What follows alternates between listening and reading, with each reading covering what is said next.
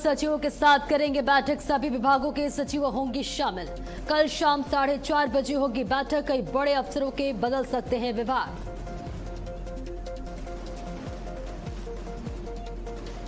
विपक्ष पर जमकर बरसे सीएम योगी। कहा सपा और कांग्रेस को सिर्फ मुस्लिम की चिंता। कांग्रेस के पाप के कारण बना पाकिस्तान।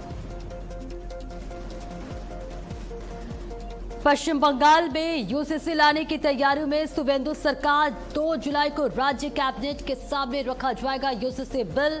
सीएम शुवेंदु का बयान। कहा यह विधेयक बाद में विधानसभा में भी पेश किया जाएगा।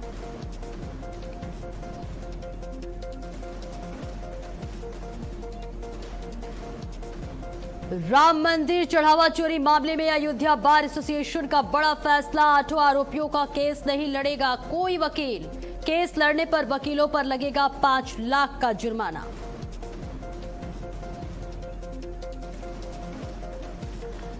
नोएडा में शुरू हुई झमाझम बारिश। लोगों को भीषण गर्मी से मिली राहत। अचानक एनसीआर का मौसम हुआ सुहाना।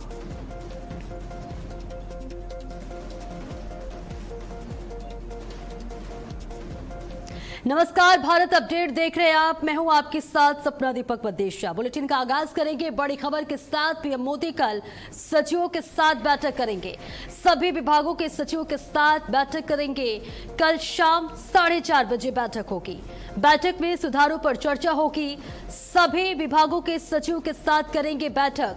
केंद्र में सचिव स्तर पर फेरबदल की संभावना। कैबिनेट से पहले हो सचिव स्तर पर बड़ी फेरबदल। ये बड़ी जानकारी आप तक पहुंचा रहे हैं, जहां बैठक में कई मुद्दों पर चर्चा हो सकती है। तो बड़ी खबर, जहां प्रधानमंत्री कल सचिवों के साथ बैठक करेंगे। सभी विभागों के सचिवों के साथ बैठक करेंगे प्रधानमंत्री। शाम 4:30 बजे ये बैठक होने वाली है और बेहद महत्वपूर्ण ये बैठक बताया जा रहा है, जहां कल पीएम का ये महत्वपूर्ण बैठक। सभी विभागों के सचिव इस बैठक में बैठेंगे कल शाम 4:30 बजे। इस बैठक का समय रखा गया है केंद्र में।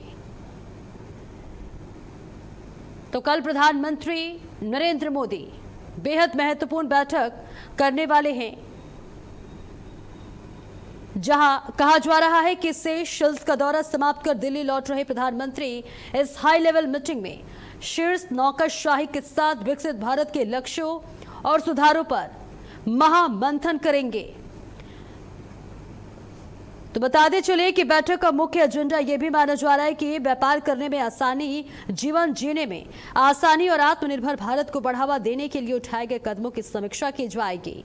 मंत्रिमंडल सचिवालय के दिशा निर्देशों के अनुसार प्रत्येक सचिव को प्रधानमंत्री के सामने अपने विभाग के प्रदर्शन पर प्रस्तुति देने के लिए केवल 3 मिनट का समय रखा गया है। और ऐसे में अधिकारियों को मुख्य रूप से मैंने क्या किया है और मैं क्या कर सकता हूं पर फोकस करने को कहा गया है। तो ये बड़ी जानकारी आप तक पहुंचा रही हैं, जहां कल बेहद महत्वपूर्ण बैठक होने वाली है। प्रधानमंत्री नरेंद्र मोदी केंद्रीय मंत्रालय और विभागों के सभी सचिवों के साथ बैठक करेंगे और बेहद महत्वपूर्ण समीक्षा बैठक बताई जा रही है। कल यानी मंगलवार शाम 4:30 बजे होने वाली है ये बैठक।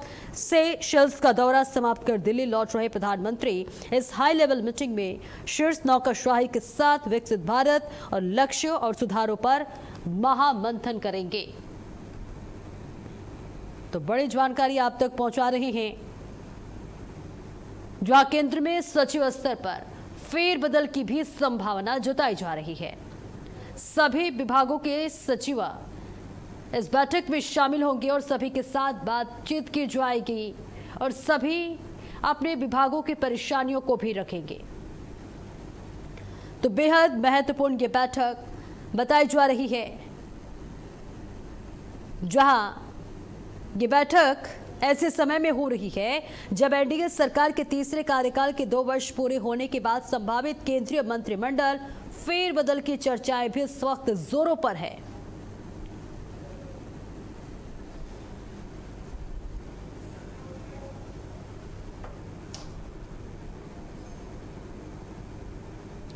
तो केंद्र में सचिव स्तर पर फेरबदल की संभावना भी जताई जा रही है और बेहद महत्वपूर्ण कल का दिन है। मंगलवार को प्रधानमंत्री 4:30 बजे तमाम विभागों के सचिवों के साथ बैठक करेंगे।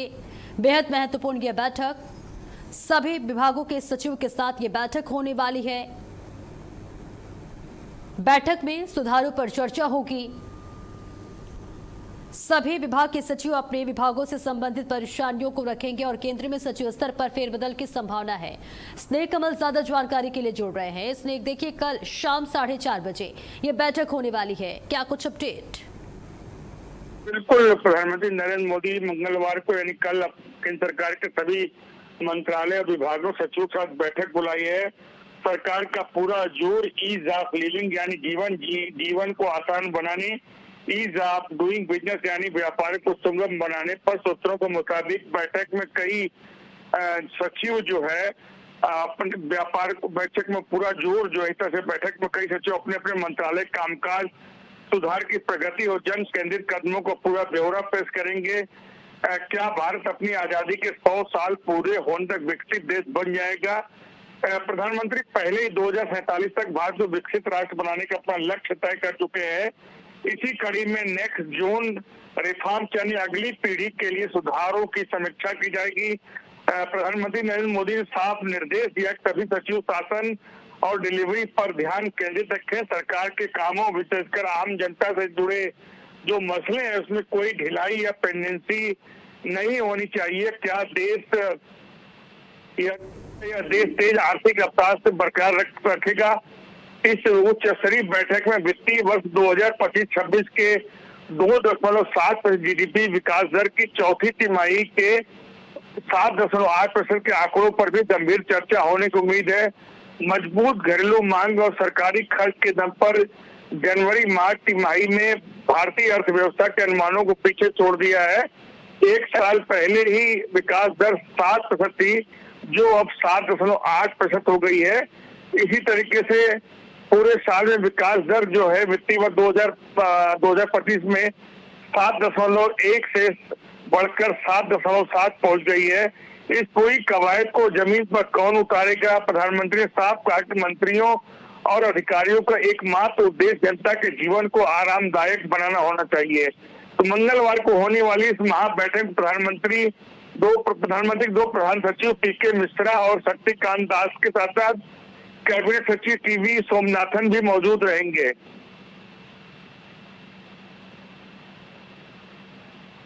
प्रमुख मुद्दों पर चर्चा हो सकती है और साथ ही बैठक में मंत्रालय के कामकाज की समीक्षा भी की जाएगी।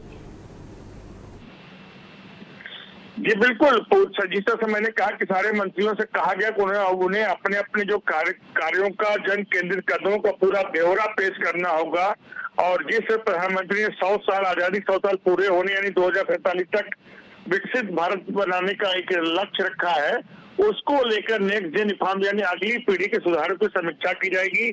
सभी सचिवों से कहा गया कि वो अपने अपने जो विभागों की समीक्षा रिपोर्ट यानी क्या काम हुआ है और क्या काम करना है इसकी भी रिपोर्ट लेकर आए।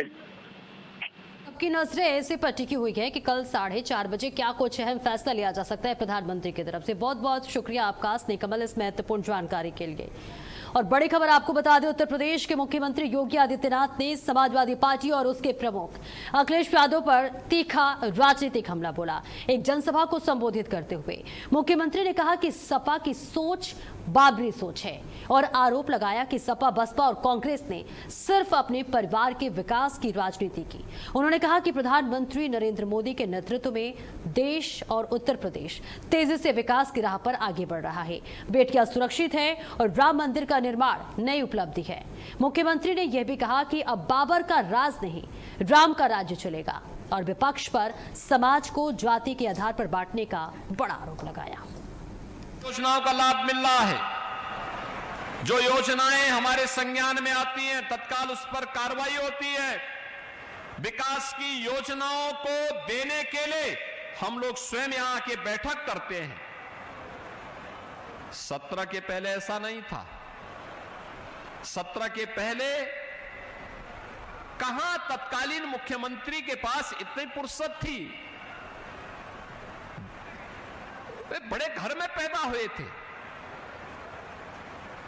1 बजे, 12 बजे, 1 बजे सो करके उठना, 3 बजे तक तैयार होना, 5 5 बजे फिर अपने मित्र मंडली के साथ बैठ जाना और महफिल जो जमती थी फिर वो जमी ही रह जाती थी, कभी उठती नहीं थी।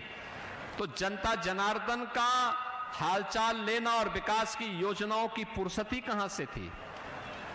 बहनों और भाइयों, उसी में जो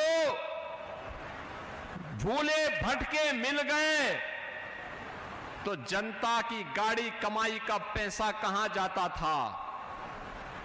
ये फिजूल खर्ची में।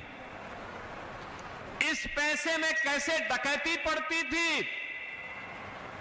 ये किसी से छुपा हुआ नहीं है। जो योजना 100 रुपए में बन सकती थी उसके 500 करोड़ रुपए का डीपीआर बनता था, मनमाना खर्च होता था, आधा दौरा परियोजनाएं बन पाती थी।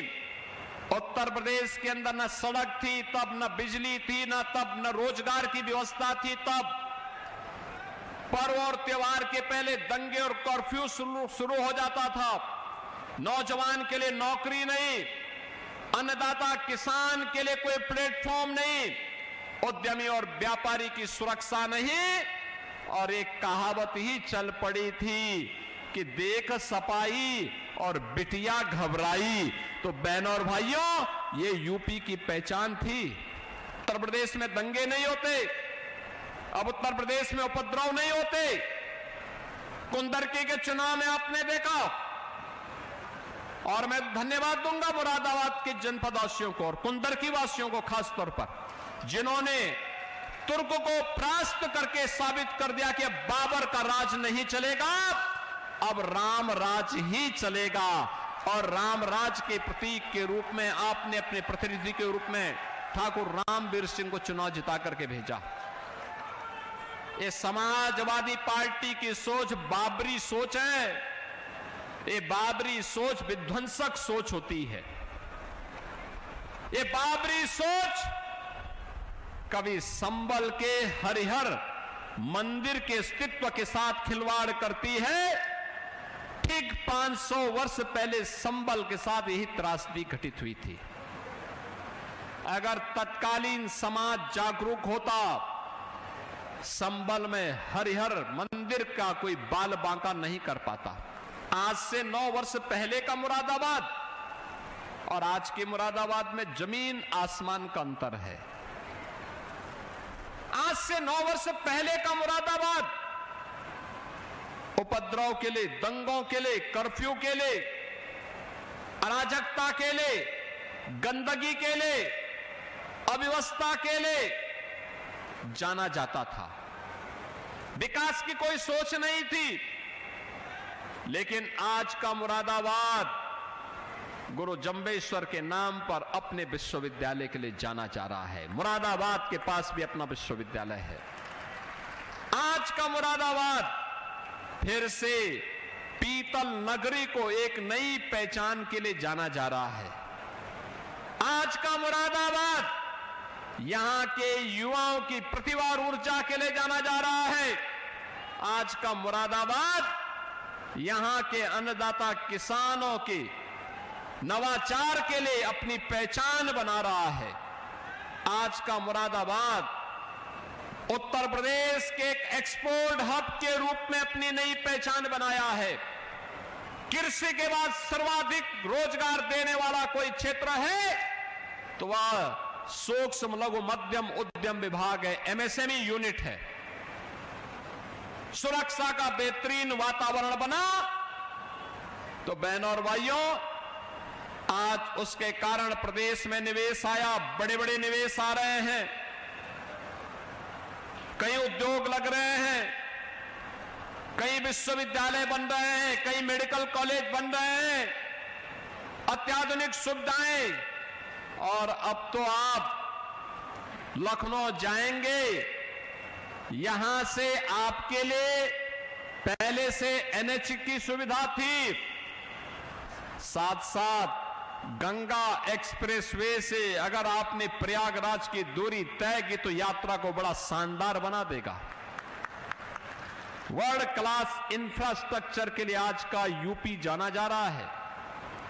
देश के अंदर सर्वाधिक एक्सप्रेसवे का प्रदेश, सबसे अधिक एयरपोर्ट का प्रदेश, सबसे ज्यादा इंटरनेशनल एयरपोर्ट का प्रदेश, लॉजिस्टिक के रूप में, हब के रूप में जिस प्रदेश की अपनी पहचान बनी हो, सर्वाधिक रोजगार देने वाले प्रदेश के रूप में और सबसे तेज गति के साथ अपनी अर्थव्यवस्था को आगे बढ़ाने वाले प्रदेश के रूप में अब उत्तर प्रदेश हो गया है।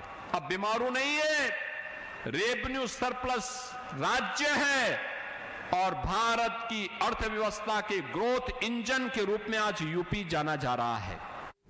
पश्चिम बंगाल में यूसीसी लाने की तैयारी में सुवेंदु सरकार 2 जुलाई को राज्य कैबिनेट के सामने रखा जाएगा यूसीसी बिल। विधानसभा में यूसीसी बिल पर बोले सीएम सुवेंदु, बिल को 2 जुलाई को कैबिनेट में मंजूरी देंगे। ये विधेयक बाद में विधानसभा में भी पेश किया जाएगा। समान नागरिक संहिता लागू होने से सभी धर्मों का एक कानून होगा। ये बड़ी खबर आप तक पहुंचा रहे हैं, जहां 2 जुलाई को कैबिनेट के सामने यूसीसी बिल रखा जाएगा। बड़ी खबर, विधानसभा में यूसीसी बिल पर बोले मुख्यमंत्री शुभेंदु, बिल को 2 जुलाई को, तो 2 जुलाई का बस समय रखा गया है।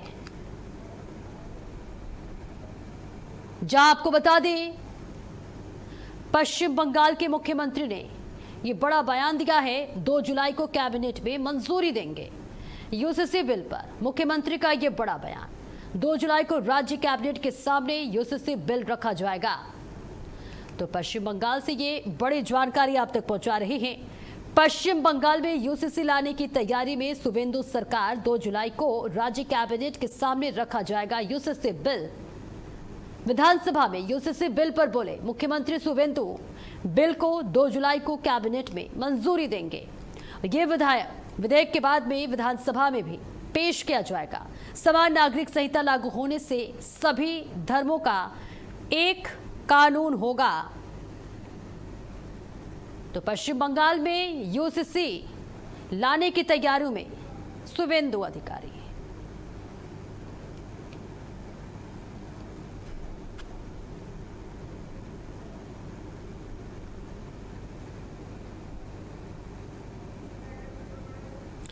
तो तस्वीर आप तक साझा कर रहे हैं, जहां बंगाल में सत्ता परिवर्तन के बाद शुभेंदु अधिकारी के नेतृत्व वाली भाजपा सरकार ने समान नागरिक संहिता लागू करने की दिशा में ये बड़ा कदम उठाया है। मुख्यमंत्री शुभेंदु अधिकारी ने विधानसभा में घोषणा की कि यूसीसी का ड्राफ्ट 2 जुलाई को राज्य कैबिनेट के समक्ष रखा जाएगा। राज्य कैबिनेट में मंजूरी के बाद इस विधेयक को अगस्त में विधानसभा में पेश किया जाएगा। मुख्यमंत्री ने सदन में यह भी घोषणा की कि सुप्रीम कोर्ट की पूर्व न्यायाधीश रंजना प्रकाश देसाई की अध्यक्षता में एक समिति गठित की गई है। समिति गठित की गई है जो बंगाल के लिए यूसीसी विधेयक का मसौदा तैयार करेगी। इस समिति में कानूनविद, शिक्षाविद सहित विभिन्न क्षेत्रों के विशेषज्ञ शामिल होंगे। ऐसे में मुख्यमंत्री ने सदन को बताया कि समिति को अपनी रिपोर्ट देने के लिए 1 महीने का समय दिया गया है। समिति की रिपोर्ट मिलने के बाद अगस्त में हर हाल में ये विधेयक विधानसभा में पेश किया जाएगा। ये बड़ा बयान मुख्यमंत्री शुभेंदु का, जहां 2 जुलाई को राज्य कैबिनेट के सामने रखा जाएगा यूसीसी बिल। और इस बीच बड़ी खबर सामने आ रही है, उत्तर प्रदेश की राजनीति में 2027 विधानसभा चुनाव की तैयारी अब पूरी रफ्तार पकड़ती नजर आ रही है। भारतीय जनता पार्टी 3 और 4 जुलाई को लखनऊ में अपने शीर्ष नेतृत्व का बड़ा शक्ति प्रदर्शन करने जा रही है। राष्ट्रीय अध्यक्ष नितिन नवीन और संगठन महामंत्री बिल संतोष की मौजूदगी में संगठन की गहन समीक्षा होगी। जिला और क्षेत्रीय पदाधिकारियों के साथ मैराथन बैठकों का दौर चलेगा और बूथ स्तर से लेकर चुनावी रणनीति तक हर पहलू पर मंथन होगा। माना जा रहा है कि इसी बैठक से 2027 के चुनावी अभियान का रणनीतिक ब्लूप्रिंट तैयार होगा, जो उत्तर प्रदेश की सियासत की दिशा तय करने में अहम भूमिका निभा सकता है।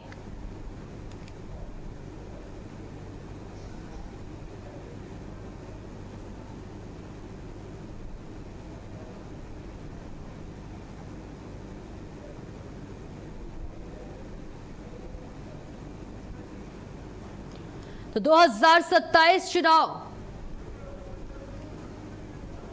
का मंथन इस वक्त लगातार चल रहा है। लखनऊ में बीजेपी का शीर्ष नेतृत्व जुटेगा और ग्राफिक्स के जरिए आपको बता रहे 2027 यूपी विधानसभा चुनाव पर बड़ा मंथन होगा। जिला व क्षेत्रीय पदाधिकारियों के साथ रणनीतिक चर्चा होगी। बूथ स्तर पर संगठन मजबूत करने पर फोकस है और इसके साथ ही 2027 चुनाव पर बीजेपी पूरी रणनीति तैयार कर चुकी है। लखनऊ में 3-4 जुलाई को जुटेगा बीजेपी का शीर्ष। राष्ट्रीय अध्यक्ष नितिन नवीन लखनऊ में ही मौजूद रहेंगे। बीएल संतोष संगठनात्मक समीक्षा बैठक में शामिल होंगे। 2027 यूपी विधानसभा चुनाव पर बड़ा मंथन होगा। जिला व क्षेत्रीय पदाधिकारियों के साथ ये बहुत महत्वपूर्ण बैठक 2027 चुनाव पर महामंथन होगा। संजीव ज्यादा जानकारी के लिए हमारे साथ जुड़ रहे हैं। संजीव, देखिए लखनऊ में पूरा बीजेपी का शीर्ष नेतृत्व जुटेगा। 2027 चुनाव पर सबसे बड़ा ये फोकस बताया जा रहा है, महामंथन बताया जा रहा है। तो आपने सही कहा कि 3 जुलाई को ये बैठक होगी, भारतीय जनता पार्टी कार्यालय में होगी और भारतीय जनता पार्टी के जो राष्ट्रीय अध्यक्ष हैं नितिन नवीन वो लखनऊ में मौजूद रहेंगे और इस दौरान ये माना जा रहा है कि पार्टी और संगठन के सभी जो वरिष्ठ अधिकारी हैं वो भी मौजूद रहेंगे इस बैठक का। और इस बैठक का मुख्य उद्देश्य ये कहा जा सकता है कि 2027 में होने वाला विधानसभा चुनाव है, क्योंकि अब बहुत ज्यादा समय नहीं बचा है और ऐसे में भारतीय जनता पार्टी जो 2022 के चुनाव की बात की जाए तो उससे ज्यादा सीटें इस बार लाने की अपेक्षा की जा रही है, क्योंकि 300 के पार इस बार लक्ष्य रखा गया है और इसी को ध्यान में रखते हुए भारतीय जनता पार्टी लगातार कार्य भी कर रही है। और अभी जिस तरह से भी संगठन की बात की जाए तो संगठन की भी अभी लिस्ट जारी की गई थी, यानी कि उसमें भी काफी ज्यादा फेरबदल किया गया है। तो ये कहा जा सकता है कि भारतीय जनता पार्टी ये चाह रही है कि 2022 से ज्यादा सीटें इस बार 2027 में है और इसी को लेकर अभी से रणनीति बननी तय हो गई है। और 3 और 4 जुलाई को जो बैठक होने वाली है इसमें आगामी 2000 जानकारी। संजीव आप बने रहिए। इस वक्त बड़ी खबर आपको बता दें, अयोध्या से बड़ी जानकारी सामने आ रही है, जहां राम मंदिर चढ़ावा चोरी मामले में आरोपियों की न्यायिक हिरासत बढ़ गई है। 8 आरोपियों की 14 दिन की न्यायिक हिरासत बढ़ गई है। कल श्री राम जन्मभूमि सेवा समिति करेगी प्रेस कॉन्फ्रेंस। अयोध्या धाम के अरुंधति भवन में दोपहर 1 बजे प्रेस कॉन्फ्रेंस होगी। ये बड़ी अपडेट, जहां 8 आरोपियों की 14 दिन की न्यायिक हिरासत बढ़ गई है। तो बड़ी जानकारी आप तक पहुंचा रहे हैं। अयोध्या राम मंदिर चढ़ावा चोरी मामले में ये बड़ी जानकारी जो आपको बता दें, अयोध्या राम मंदिर चढ़ावा चोरी मामले में आरोपियों की न्यायिक हिरासत 14 दिन के लिए बढ़ा दी गई है। ये बहुत बड़ा अपडेट राम मंदिर चढ़ावा चोरी मामले से संबंधित आप तक साझा कर रहे हैं, जहां बड़ी कार्रवाई होती हुई नजर आ रही है। आरोपियों के 14 दिन और न्यायिक हिरासत को बढ़ा दिया है। तो दुनिया भर में राम भक्तों की आस्था को आघात पहुंचाने वाले राम मंदिर चढ़ावा चोरी के 8 आरोपियों की पुलिस को रिमांड नहीं मिली। ऐसे में बता दें कि वीडियो कॉन्फ्रेंसिंग से सुनवाई हुई और 8 को 14 दिन के न्यायिक हिरासत में जेल भेज दिया गया है। इन 8 को पुलिस ने 26 जून को गिरफ्तार किया था। और बड़ी खबर, जहां पेट्रोल डीजल पर केंद्र सरकार का बड़ा फैसला, पेट्रोल डीजल पर लगा अस्थायी प्रतिबंध हटेगा। जी हां, ये बड़ी जानकारी, जहां पेट्रोल डीजल की बिक्री पर रोक वापस। 1 जुलाई 2026 से 12 जून को आदेश रद्द। डीजल पर 200 लीटर प्रतिदिन की लिमिट खत्म। पुरानी सामान्य व्यवस्था फिर से बहाल। कि बहुत बड़ा फैसला लिया गया है, जहां पुरानी सामान्य व्यवस्था फिर से बहाल होगी। जहां डीजल पर 200 लीटर प्रतिदिन की जो लिमिट रखी गई थी, अब उसे खत्म किया गया है। 1 जुलाई 2026 से 12 जून का ये आदेश रद्द किया गया है। डीजल पर 200 लीटर प्रति दिन की लिमिट को खत्म किया गया है।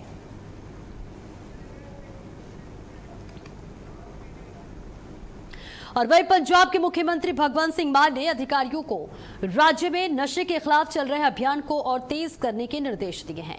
उन्होंने कहा कि पंजाब के युवाओं को नशे से बचाना सरकार की सबसे बड़ी प्राथमिकता है। मुख्यमंत्री ने बताया कि पिछले 3 महीनों से विलेज डिफेंस कमेटियों को नशा तस्करों के खिलाफ 13,000 से ज्यादा शिकायतें मिली हैं। सरकार ने नशा मुक्ति और पुनर्वास केंद्रों में बेड की संख्या 1500 से बढ़ाकर 5,000 कर दी है। उन्होंने कहा कि नशे से ठीक हुए लोग अब सुरमा बनकर दूसरों को भी नशा छोड़ने के लिए प्रेरित कर रहे हैं। ऐसे में मुख्यमंत्री ने भरोसा जताया है कि पुलिस और जनता के सहयोग से पंजाब को पूरी तरह नशा मुक्त बनाया जाएगा।